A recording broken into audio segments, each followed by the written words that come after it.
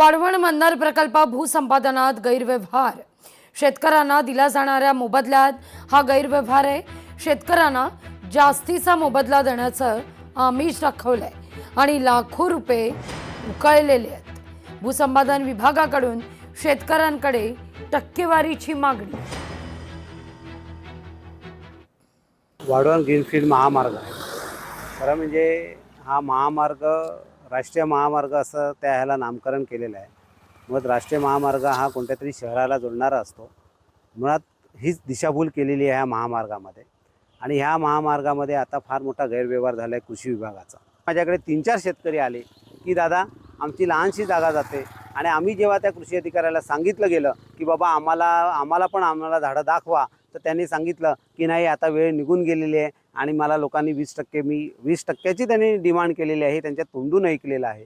त्याच्यामुळे हा गंभीर बाब आहे आणि ह्याच्यावर ज्या आपल्या कर्तव्यदक्ष जिल्हाधिकारी आहेत आणि अगदी स्वच्छ प्रतिमेचे आहेत तर त्यांच्या खाली काय चाललाय भोंगळ कारभार ह्याच्यावर त्यांनी लक्ष देणं गरजेचं आहे। ब्रेक नंतर बातमी नंदुरबारची। नंदुरबार मधल्या नव्या SP अश्विनी सानप ऍक्शन मोड मध्ये आहेत। कायदा सुव्यवस्थेकरता कडक पावलं उचलणार असं त्या म्हणतायत। महिला सुरक्षेकरता दामिनी पथक अधिक सक्रिय केलं जाईल अशी ग्वाही देखील त्यांनी दिली आहे।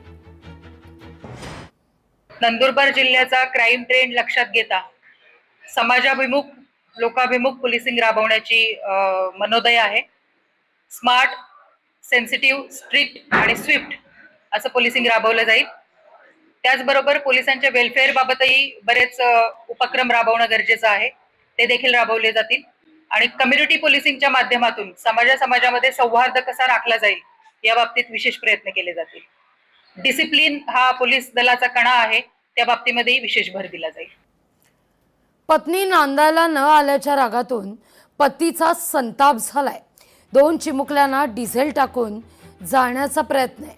बीडच्या माजल गावातला हा प्रकार आहे।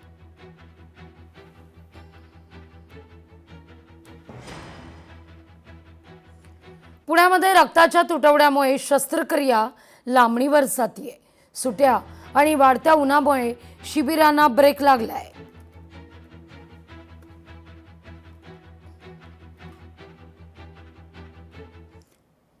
नवापूर परिसरामध्ये बर्ड फ्लूचा प्रभाव वाढतोय।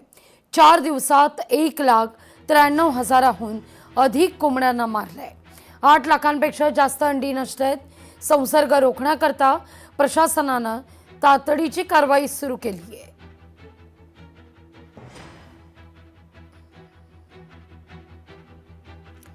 बातमी वाशिमची आहे। वाशिमच्या जळुकामध्ये पिसाळलेल्या कुत्र्याचा हैदोस आहे। तब्बल 10 जणांना कुत्र्यानं चावा घेतल्यानं परिसरात खळबळ आहे।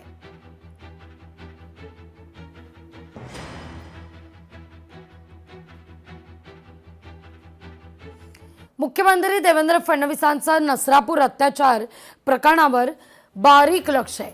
फडणवीस सातत्यानं वरिष्ठ पोलीस अधिकाऱ्यांच्या संपर्कात आहेत। मुख्यमंत्री फडणवीस यांच्याकडून तपासासंदर्भात वेळोवेळी अपडेट घेतली जाते अशी माहिती वरिष्ठ पोलीस अधिकाऱ्यांकडून देण्यात आलेली आहे।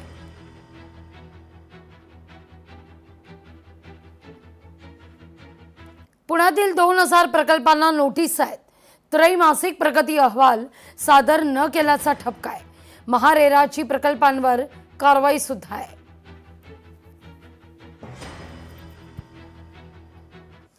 वाळूज भूसंपादन आणि सिडको मार्फत निधी उभारणीस मंजुरी आहे।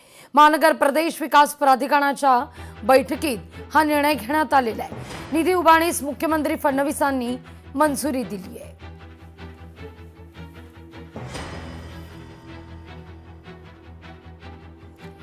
कोल्हापूरमध्ये आता रोज पाणी पुरवठा असेल, पण अर्ध्या तासाची पाणी कपातही होईल।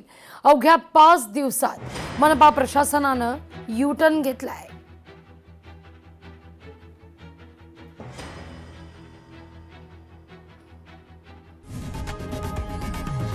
लोकशाही मराठी ऐका, पहा, जागरूक रहा।